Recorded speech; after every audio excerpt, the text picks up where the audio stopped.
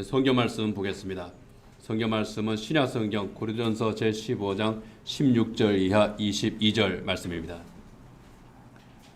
고린도전서 제15장 16절 이하 22절 말씀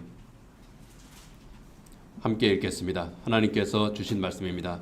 만일 죽은 자가 다시 살아나는 일이 없으면 그리스도도 다시 살아나신 일이 없었을 터이요 그리스도께서 다시 살아나신 일이 없으면 너희의 믿음도 헛되고 너희가 여전히 죄 가운데 있을 것이요 또한 그리스도 안에서 잠자는 자도 망하였으리니 만일 그리스도 안에서 우리가 바라는 것이 다만 이 세상의 삶뿐이면 모든 사람 가운데 우리가 더욱 불쌍한 자이리라. 그러나 이제 그리스도께서 죽은 자 가운데서 다시 살아나사 잠자는 자들의 첫 열매가 되셨도다. 사망이 한 사람으로 말미암았으니 죽은 자의 부활도 한 사람으로 말미암는도다.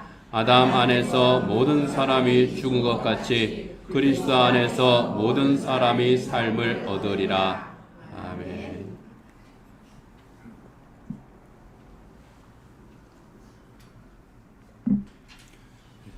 데일리 크리에이티브라고 하는 책이 있습니다. 재작년에 나와서 베스트셀러가 된 책 중에 하나입니다.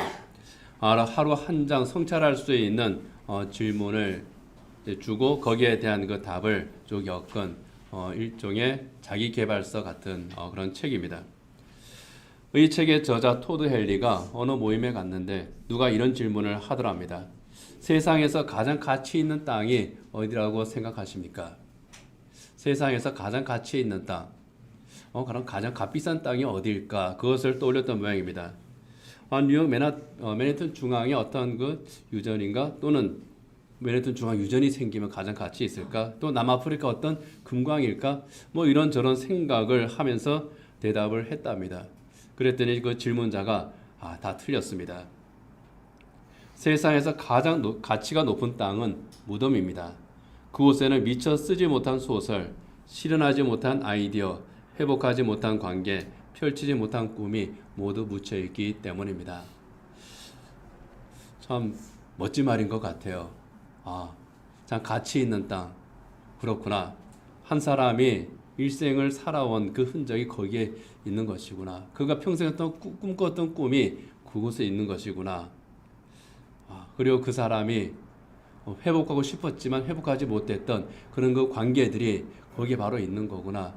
참 굉장한 통찰력을 가진 말이다 라는 생각이 들면서 동시에 틀렸다 하는 생각도 드는 대답이 바로 그 대답입니다. 맞는 말이기도 하고 틀린 말이기도 합니다. 한 사람의 무덤은요, 그 사람의 일생이 묻힌 곳이 맞습니다. 그리고 그가 미처 쓰지 못한 소설, 실현하지 못한 아이디어, 회복하지 못한 관계, 펼치지 못한 꿈이 거기 묻혀있는 곳 맞습니다. 그런데 딱 거기에 멈춰 있다는 겁니다.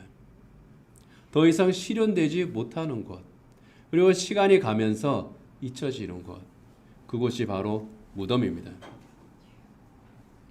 그렇지만 그 모든 것이 실현된 무덤이 있습니다. 그래서 정말 가치 있는 땅, 그리고 가장 위대한 땅, 바로 그 무덤이 있습니다. 바로 예수님의 무덤입니다. 십자가에서 죽으신 예수님, 사흘째 되는 날 그 아침에 부활하셨습니다.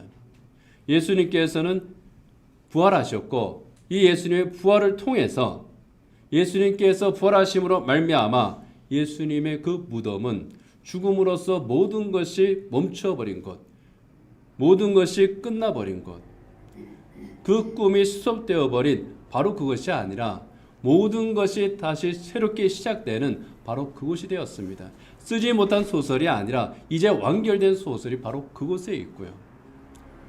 이루지 못한 꿈이 아니라 이제 완전히 성취되는 그 꿈이 있는 곳. 이루지 못한 관계가 아니라 깨어진 관계가 완전히 회복된 곳, 바로 그곳이 예수님의 무덤입니다. 정확히 말하면 무덤 문을 열고 나온 그 예수님에게 있는 겁니다. 예수님의 무덤은 하나님의 구원 계획이 마침내 성취되었음을 선포했던 바로 그 장소였습니다. 그래서 토드 헨리에게 질문했던 사람의 말을 빌리면은요, 예수님의 무덤은 세상에서 가장 가치 있는 땅이 되었습니다. 그리고 예수님께서 부활하신 오늘은 세상에서 가장 가치가 높은 날, 가장 위대한 날이 되었습니다. 죄와 사망의 권세를 이기고 부활하신 예수님으로 말미암아 예수님을 믿는 모든 죄인들이 죄 사함을 받고 예수님으로 말미암아 구원을 선물로 받은 바로 이 날이기 때문입니다. 오늘 본문 22절에 보면은요, 아담 안에서 모든 사람이 죽었다고 그렇게 말씀을 하고 있습니다. 같이 한번 읽겠습니다. 아담 안에서 모든 사람이 죽은 것 같이 그리스도 안에서 모든 사람이 삶을 얻으리라. 아담 안에서, 아담 이후로, 아담의 후인 모든 인간은 죽습니다. 죽었습니다. 그런데 그리스도 안에서 그리스도와 관계를 가진 사람들은, 그 모든 사람들은 삶을 얻습니다. 새 생명을 얻습니다.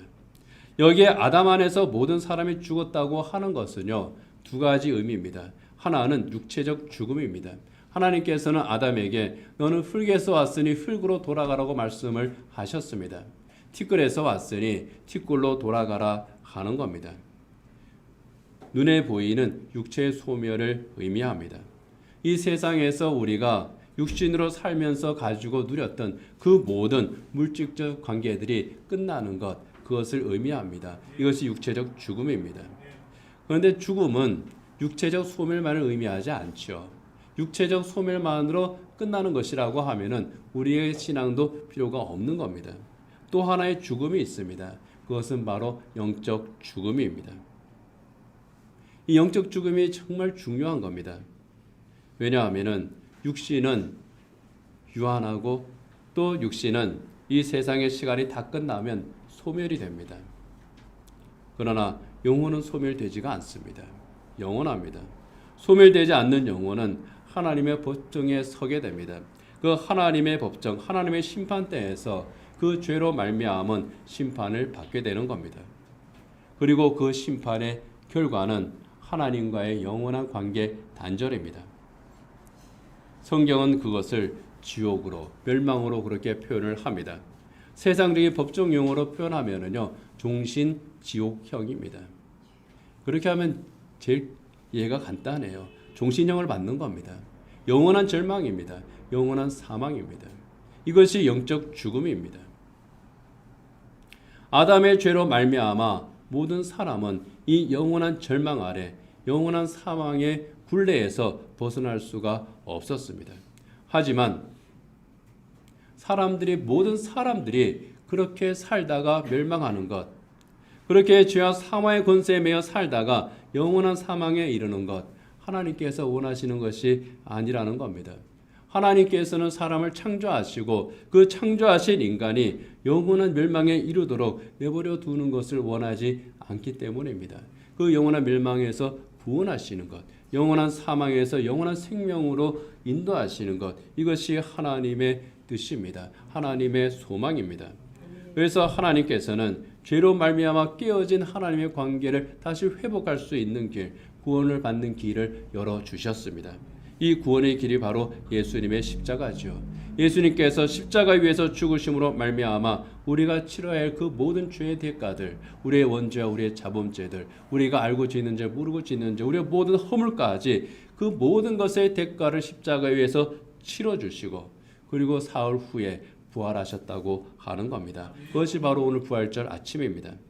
이 예수님의 부활, 하나님의 계획하신 겁니다. 하나님께서 그 계획 가운데에서 진행하시고 하나님께서 성취하신 하나님의 은혜의 사건입니다. 그리고 이 하나님의 은혜의 사건, 예수님의 십자가 사역은 부활로 완성이 되었다고 하는 거죠. 이 은혜로 새 생명을 얻었고, 이 은혜로 새 생명을 얻었기 때문에 우리는 이 아침에 하나님께 감사의 예배를 드리는 겁니다. 그렇기 때문에 기독교 신앙의 핵심은 뭐냐고 할 때에 바로 십자가와 부활이라고 우리가 자신 있게 말을 하는 겁니다. 십자가에 대한 감사, 그리고 부활에 대한 소망, 이것이 우리의 신앙 고백입니다. 십자가가 없으면 우리의 속죄가 없고 부활이 없으면 우리의 영생도 없는 겁니다. 여러분, 그렇기 때문에 성경에서는 분명하게 말씀을 합니다. 오늘 우리가 읽은 이 성경 말씀에서 예수님의 부활이 없으면 우리의 믿음이 헛것이라고 말합니다. 부활을 믿는 그리스도인은 거짓 증인의 삶을 사는 것이라고, 가짜의 삶을 사는 것이라고 분명하게 말씀을 하고 있습니다. 고린도전서 15장 14절 이하 15절을 같이 한번 읽어보겠습니다. 그리스도께서 만일 다시 살아나지 못하셨으면 우리가 전파하는 것도 헛것이요 또 너희 믿음도 헛것이며 또 우리가 하나님의 거짓 증인으로 발견되리니 우리가 하나님이 그리스도를 다시 살리셨다고 증언하였습니다. 이어서 계속했습니다. 만일 죽은 자가 다시 살아나는 일이 없으면 하나님이 그리스도를 다시 살리지 아니하셨으리라. 중요한 것 빠뜨릴 뻔했네요. 죽은 자가 다시 살아나는 일이 없으면 예수님께서 부활의 능력이 있다고 하실지라도 부활하실 필요가 없는 겁니다. 주님 부활 확실하고 그 부활의 은혜로 우리가 또 다시 살아나는 것, 이것도 확실하기 때문에 주님의 부활이 우리에게 의미가 있는 겁니다. 죽었다가 잠시 살아나는 그러한 사람들이 더러더러 있습니다. 일종의 가사 상태에 빠졌다가 회복되는 사람들도 있고, 그리고 의학적으로 설명할 수 없는 완전한 사망이 죽음에 이르렀다가 그리고 다시 살아나는 정말 임사 체험을 하는 그러한 사람들도 있습니다. 우리 주변에서 그런 경우들을 우리가 더러더러 목격합니다. 나사로도 그렇고요. 또 나인성 과부의 아들도 그렇고요. 그리고 이 시대에도 그런 일들은 분명히 있습니다. 의학적으로는 분명히 사망입니다. 그런데 정말 기적적으로 다시 살아나는, 참으로 생명의 신비라고 밖에 말할 수 없는 그런 사건들이 분명히 있습니다. 그렇지만 그렇게 다시 살아났다고 할지라도 그들도 또 다시 죽었습니다. 잠시 생명이 더 연장이 되었을 뿐이죠. 그리고 생명과학과 의학의 발전으로 인간의 수명은 점점 더 늘어나고 있습니다. 평균 수명 60세에서 70세로, 80세로, 100세로, 앞으로 120세로, 이제는 150세, 그 이상도 될 수 있는 시대가 온다고 또 그렇게 과학자들은 말합니다. 미래에는 수백 년을 사는 것도 꿈은 아니다, 그렇게 말하기도 합니다. 그런데요, 70년을 살든 80년을 살든 100년을 살든 200년을 살든 500년을 살든 끝이 있습니다. 죽음의 지연일 뿐이에요. 유전자가 있으면 언제든지 복제 인간을 만들 수 있고 다시 저와 똑같은 몸을 재생할 수 있을 그럴 정도로 과학이 발전했지만 육체적 죽음은 누구도 피할 수는 없습니다. 죽음의 지연이고 그리고 단순 재생의 반복일 뿐입니다. 그것은 부활이 아닙니다. 예수님의 부활은요, 지연된 죽음이 아닙니다. 육체의 재생도 아닙니다. 단순히 다시 숨이 돌아왔다 하는 그런 의미 절대로 아닙니다. 그런 낮은 차원의 부활이 아닙니다. 예수님의 부활은 죽음을 이긴 사건입니다. 죽음과 싸워서 이기신 거예요. 단순히 육체가 다시 살아났다. 그 영혼이 다시 하나님과 함께 회복이 됐다. 그러한 차원을 넘어선 죽음이라고 하는 그 의미, 어떻게 해서 죽음이 세상에 들어왔고 그 죽음을 도구로 활용하는 그 악한 세력, 그리고 그 죽음의 종말, 이 모든 것과 싸워서 이기고 정복하고 하나님과의 온전한 관계를 회복하는 사건, 이것이 예수님의 부활입니다. 그리고 예수님의 부활은 죄로 말미암아 영원한 사망을 피할 수 없는 인간이 그 죄사함을 받고 영생을 얻는다고 하는 것을 실증하는 실제적 사건입니다. 예수님께서 내가 부활했으니 너희도 부활할 수 있다고 하는 가장 강력한 증거를 제자들에게 보여주신 겁니다. 예수님이 부활하신 것처럼 예수님을 믿는 모든 사람들은 이렇게 부활한다. 그리고 그 부활은 우리 주님께서 재림하실 때 완전히 이루어지는 궁극적인 부활이다 하는 것에 대한 증명으로 산 증거로서 예수님께서 무덤 문을 열고 나오셔서 제자들을 만나신 겁니다. 막달라 마리아를 만나셨고 베드로를 만나셨고 갈릴리 바다에서 제자들을 만나셨고 엠마오로 가는 길에 가던 그 두 제자를 또 만나셨고 그리고 다메섹에 사는 그리스도인을 잡으러 가던 바울을 또 만나신 겁니다. 그렇게 만나고 또 만나시면서 부활에 대한 증거를 보여주셨습니다. 우리는 바로 이것을 믿습니다. 예수님의 부활은 분명한 사실이고 그 의미가 완전한 진실이라고 하는 것을 믿습니다. 우리가 이 믿음 가운데 살아갑니다. 그러나 이 믿음 가운데 산다고 해서 우리가 육체의 죽음과 소멸을 피할 수는 없습니다.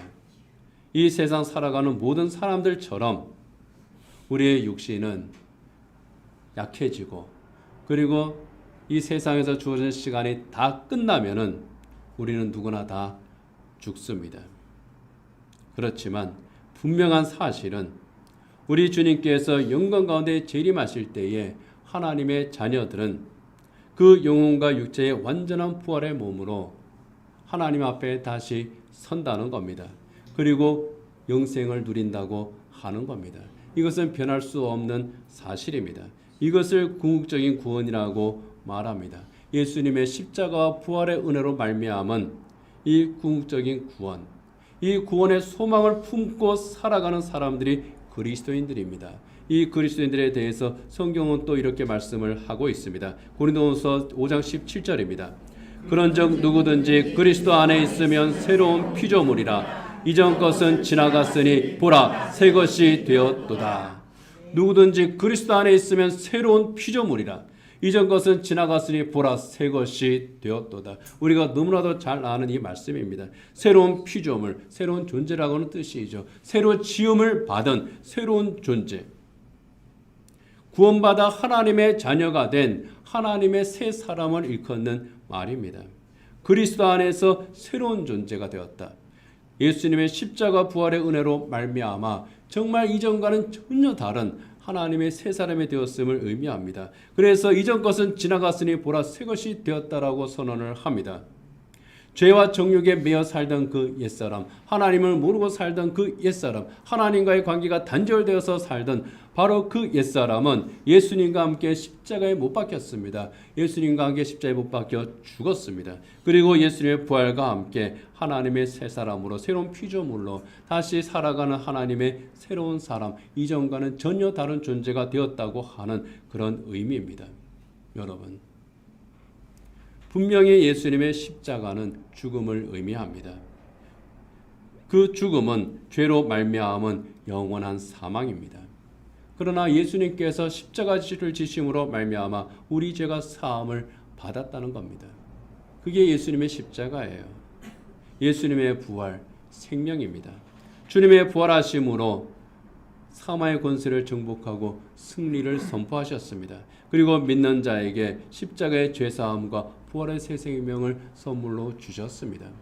바로 이 은혜가 있는 날, 이것을 우리가 다시금 새기는 날이 이 부활절 아침입니다. 이 은혜의 선물을 받은 사람의 삶에 대해서 에베소서 2장 8절에서 이렇게 고백합니다. 같이 읽겠습니다.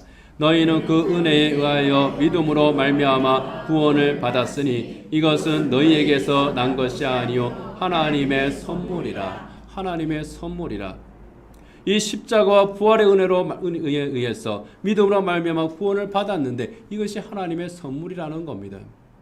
예수님께서 부활하신 이날, 예수님께서 무덤문을 열고 나오신 이 사건, 이 날이 그렇게 특별하고 가치가 있고 그렇게 위대할 수 있는 이유는 하나님께서 우리에게 가장 큰 선물을 주신 날이기 때문입니다. 예수님의 죽으심이라고 하는 그 대가를 치르고 우리에게 주신 선물입니다.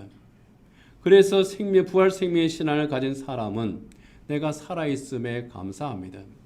비록 내 몸은 연약한 육신 가운데 내가 살고 있지만은, 그래서 우리의 몸은 참으로 고달프고 힘들지만은, 이 세상 살아가는 것이 고통스럽고 때로는 우리가 눈물의 골짜기를 지나가지만은 우리에게는 부활 생명이 있습니다. 부활의 소망이 있습니다. 이 생명의 신앙이 우리에게 있기 때문에 우리는 살아있음에 감사합니다. 단순하게 내 육체의 생명이 있음에 감사하는 게 아닙니다.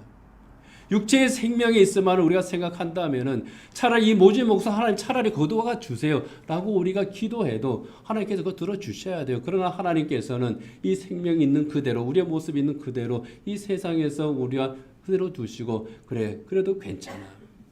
이렇게 우리에게 말씀하시는 이유는요. 우리에게는 부활 생명의 신앙이 있기 때문입니다. 이 소망이 있기 때문입니다. 그래서 우리는 이 고난의 골짜기를 지나가면서도 오히려 그 모든 상황에서 감사하고 구원의 은혜에 또 감사하면서 살아갈 수가 있는 겁니다. 나를 하나님께서 사랑하시는구나. 나를 끝까지 붙들어 주시는구나. 이 믿음으로 이 고백으로 우리가 살아갈 수가 있는 겁니다. 여러분, 예수님의 부활은 우리와 아무 관계없는 그런 사건이 아닙니다. 내가 부활했으니 너희도 다시 부활할 거야.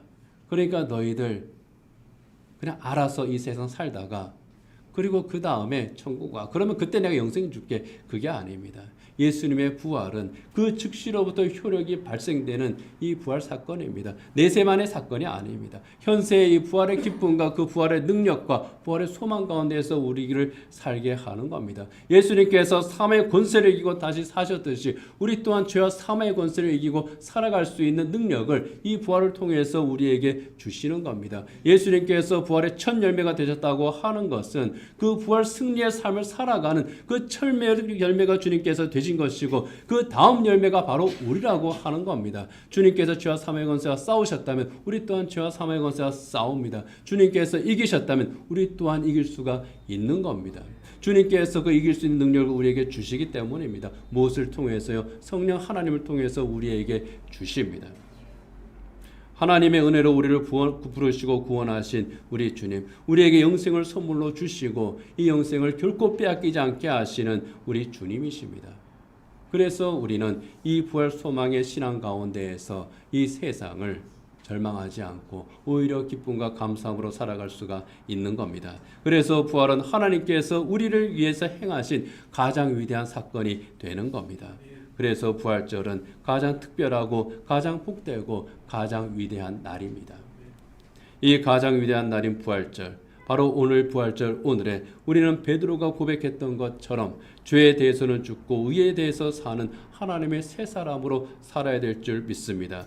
내세의 부활 소망만 가지고 사는 것이 아니라 지금 우리가 살아가는 바로 지금 이 순간 이 자리 바로 이곳에서도 나와 함께 하시는 우리 주님, 부활의 주님, 죄와 사망의 권세를 싸워서 이기신 바로 그 주님과 함께 이 세상에서도 예수 그리스도를 닮아가는 삶을 살아가는 저희들, 예수님의 뒤를 따라가면서 하나님의 새 사람으로서 부활의 삶을 살아가는 정말 살아있는 그리스도인들이 되기를 주님 앞에서 다짐하고 정말 생명의 승리를 누리는 저 여러분 되기를 원합니다.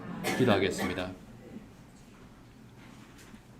예수님께서 우리의 모든 죄를 어깨에 지시고 십자가 위에서 죽으셨습니다. 우리의 죄를 대속하셨습니다. 우리의 죄를 사하셨습니다. 우리를 죄와 사망의 권세에서 구원하셨습니다. 주님께서 부활하심으로 그것이 증명되었습니다. 우리가 새 생명을 얻고 하나님의 새 사람이 되었습니다. 하나님의 자녀가 되었습니다. 주님께서 부활하심으로 죄와 사망의 권세를 깨뜨리셨듯이 부활 신앙을 가지고 살아가는 저희들 또한 우리를 유혹하고 미혹하고 힘들게 하는 그 모든 죄와 사망의 권세와 싸워서 이기는 부활 소망의 신앙을 가진 그리스도인들, 예수님을 닮아가는 그리스도인들로 저희들 든든히 서게 하여 주옵소서. 예수님 이름으로 기도드립니다. 아멘. 이 시간에는 성례식을 진행하도록 하겠습니다. 오늘 성례식은 좀 특별합니다. 우리가 오랫동안 하지 못했던 학습식과 또 입교식을 오늘 진행하게 되었습니다. 그래서 오늘 학습과 입교식을 하고 그 후에 또 성찬식을 거행하도록 하겠습니다.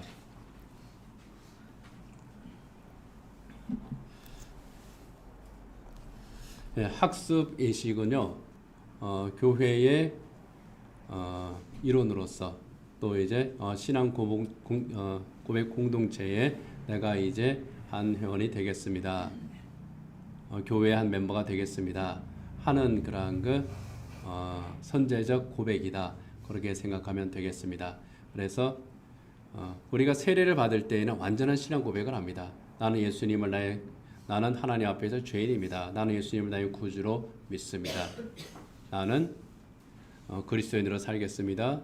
나는 죽음 이후에 하나님 나라에서 영생을 누림을 내가 믿습니다. 하는 그러한 여러 가지, 그리고 성경은 하나님의 말씀임을 믿습니다. 또 나는 이제 교회의 일원으로서 또 이제 교회를 잘 섬기고 헌신하겠습니다. 그런 등등의 신앙 고백과 다짐을 합니다. 바로 그 전 단계라고 생각하면 되겠습니다.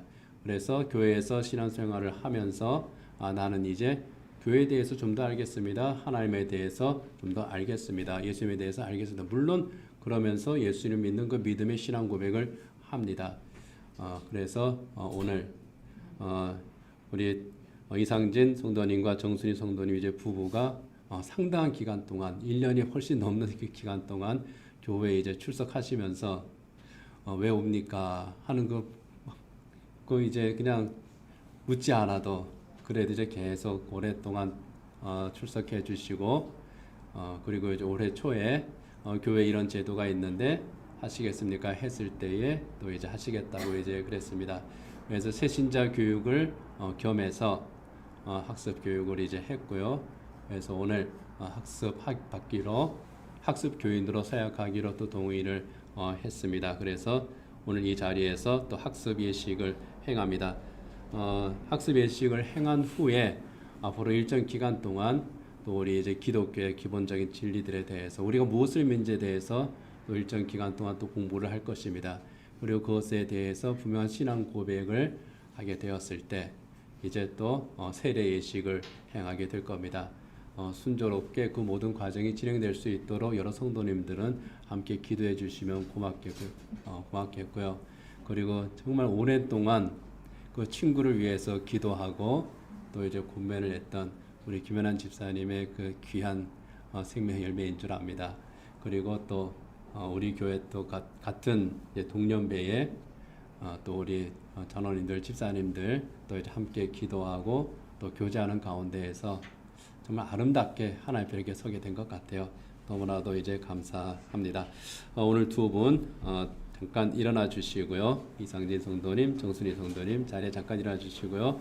예, 제가 세 개지를 모를 텐데 거기에 대해서 예 하고 대답해 주시면 돼요. 오른손을 드시고요. 예, 제가 이제 묻겠습니다. 여러분은 모든 죄를 버리고 하나님만을 의지하기로 서약하십니까? 예. 여러분은 주 예수 그리스도를 자신의 구주로 영접하고 그를 신뢰하며 그의 명령에 순종하기로 서약하십니까? 예. 여러분은 성경 말씀과 교회 제방 규례를 열심히 학습하여 일정한 기간이 지난 다음에는 세례를 받기로 소원하십니까? 네. 예. 마지막에 소원합니까? 그랬습니다. 예. 이렇게 되기를 바랍니다. 제가 잠깐 기도하겠습니다. 하나님 아버지, 오늘 이상진 씨, 정순희 씨, 이 두 내외가 학습 예식을 행하면서 하나님 앞에 또 공회 앞에서 서약했습니다. 이제 온전히 예수님을 구주로 영접하고 하나님을 믿는 믿음 가운데에서 건강하고 복되고 아름다운 그리스도인으로 서갈 수 있도록 주님께서 도우시고 인도하여 주시옵소서. 예수님 이름으로 기도드립니다. 아멘. 예, 제가 이제 공포하도록 하겠습니다.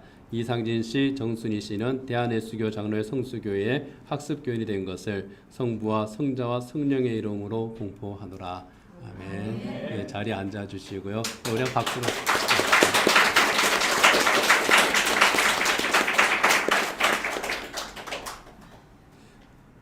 예, 다음에는 입교를 하도록 하겠습니다.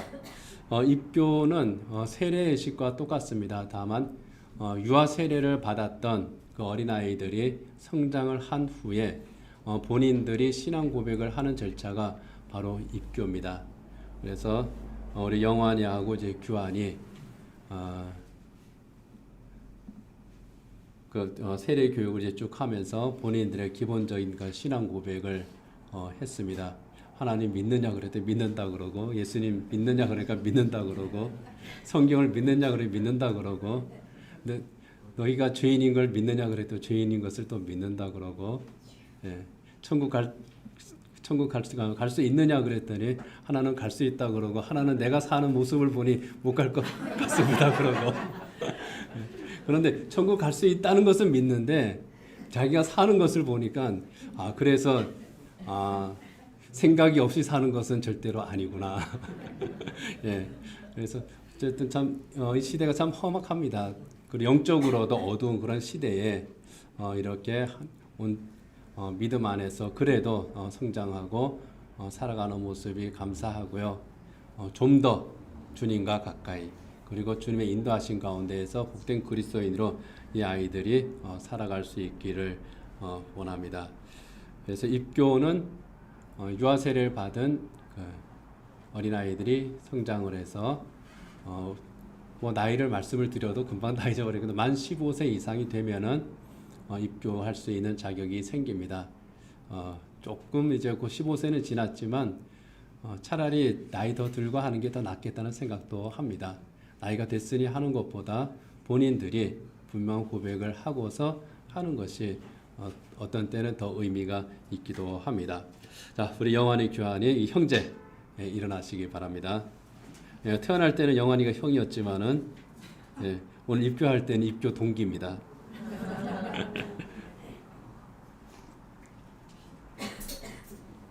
내가 몇 가지를 물을 때에 자, 오른손을 들고 둘이 예 하고 대답하면 됩니다.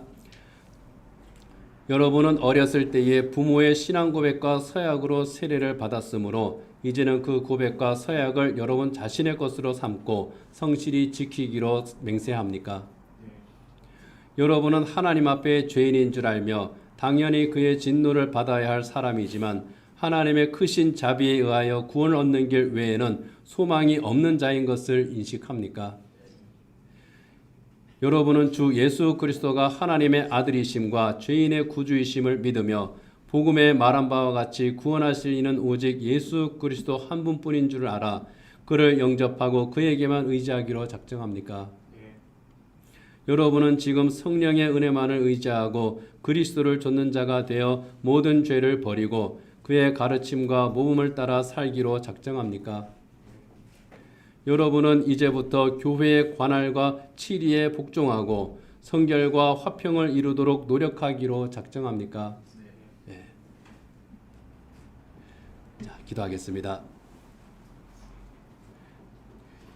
우리 주 예수 그리스도의 보혈로 우리의 모든 죄를 용서하시고 또 우리 영혼이 귀하니 하나님의 자녀로 삼아 주셨으며 또 이렇게 성장하여 본인들의 입으로 우리의 신앙을 고백하게 되었음을 감사합니다.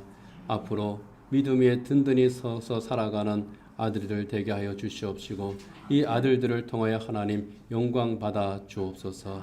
예수님 이름으로 기도드립니다. 아멘. 너는 잠깐 서 있어.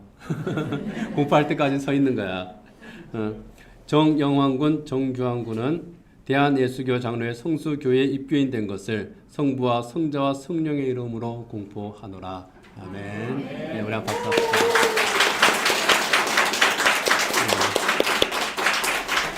자, 이제 자리에 앉아도 돼. 그리고 오늘 입교한 영환이하고 규환이는 정식 자리 교인이 되었습니다. 그래서 첫 성찬에 참여를 하는데 첫 성찬에서 오늘 성찬식에서 가장 먼저 성찬을 받습니다. 그리고 성찬을 이제 집례할 때에 그 배병과 배잔, 그러니까 이제 빵을 나누고 잔을 나누는 것을 배병 배잔이라고 그러거든요. 우리 너희들의 아버지신 정장로님이 배병 배잔위원이시거든. 그래서 오늘은 내가 아버지가 아들들에게 제일 먼저 빵과 잔을 나누는 특혜를 주도록 할게. 잠시 후 성찬식을 할 때 정장로님이 이제 제일 먼저 얘네들한테 먼저 갖다 주시고 돌아왔다가 다시 순서대로 이제 하면 되겠습니다. 예. 다른 분들 반대하시는 분 없죠? 예. 자, 이제 성찬식을 하기 전에 찬송가 한 장 하겠습니다. 찬송가 143장 웬말인가 날 위하여 찬송하겠습니다.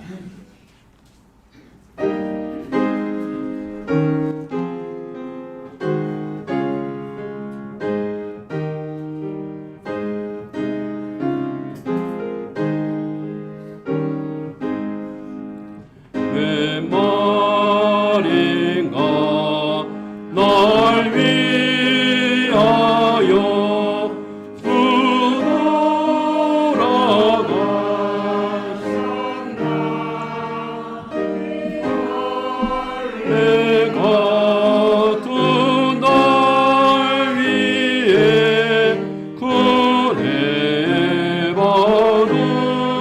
받으셨나 내 지은 죄 다 지시고 못 박히셨으니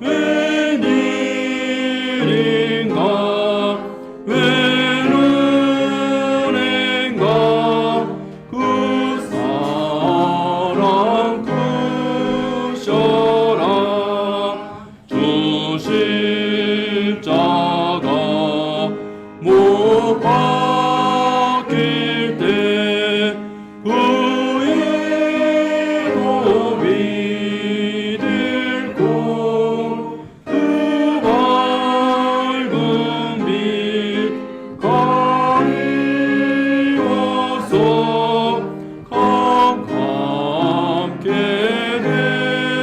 되었네 나 십자가 대할 때에 그 일이 고마워 내 얼굴 감히 받들고 눈물을 흘리노라 울어도 눈물로써 못 갚을 줄 알아 온 밖에 드릴 것 없어 이 몸 바칩니다.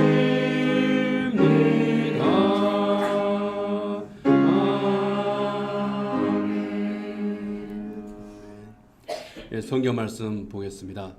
고린도서 10장 16절 17절 그리고 11장 23절에서 26절 말씀입니다. 제가 읽겠습니다.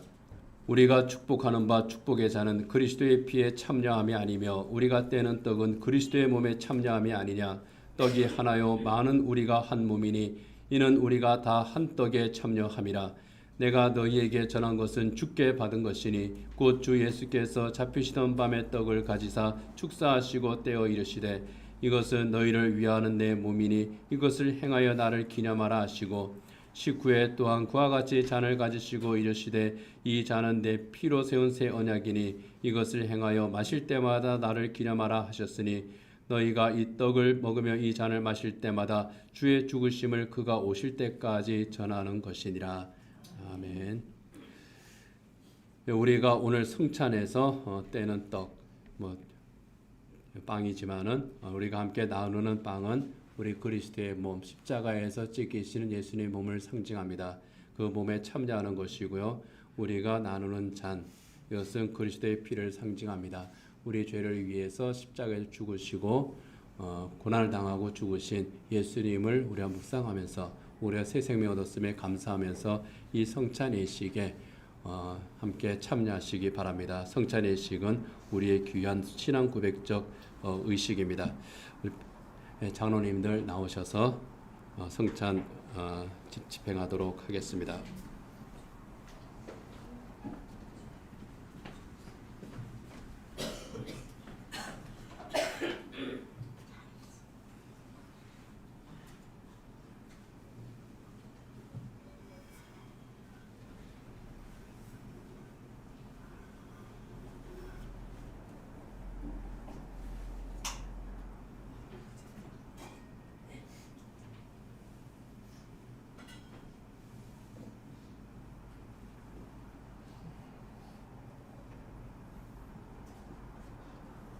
대명하기 전에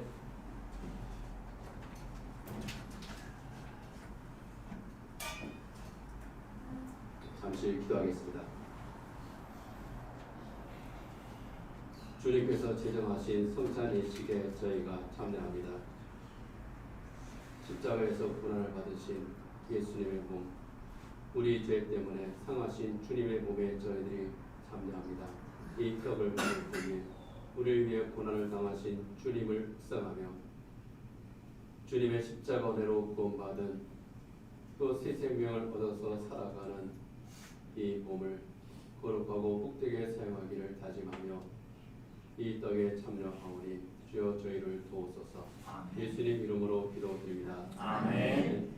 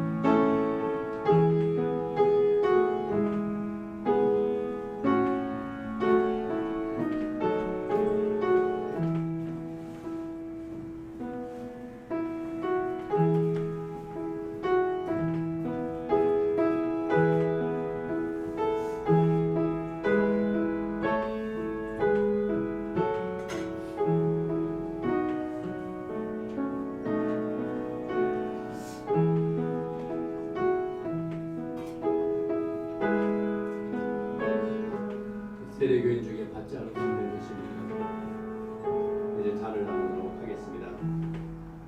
기도합니다. 예수님께서 식후에 잔을 가지고 축복하셨습니다.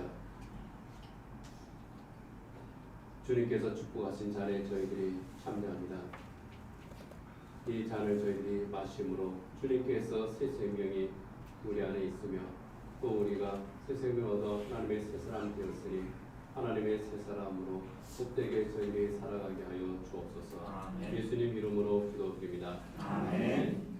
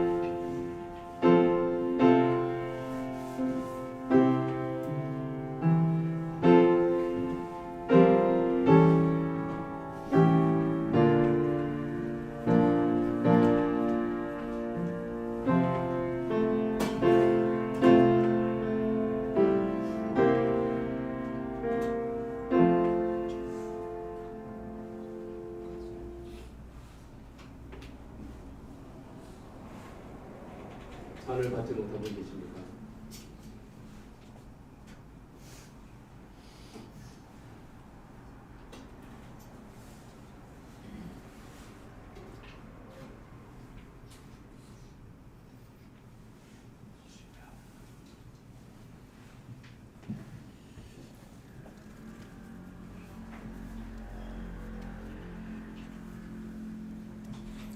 기도하겠습니다. 십자가에 자기 몸을 들이시고 피를 흘려 우리 죄를 대속하시고 새 생명을 허락하신 주님의 은혜에 감사합니다. 주님의 거룩한 성찬에 저희들이 참여하였으니 이제는 내 안에 그리스도께서 계시고 내가 그리스도 안에 사는 삶을 저희들이 살아가게 하여 주시옵소서. 이제 옛사람이던 내가 예수 안에서 죽고 예수 그리스도의 부활과 함께 하나님의 새 사람으로 다시 살았으니 내 안에 계신 우리 주님과 함께 동행하는 사람, 믿음으로 사는 사람 되게 하여 주옵소서. 예수님 이름으로 기도드립니다. 아멘.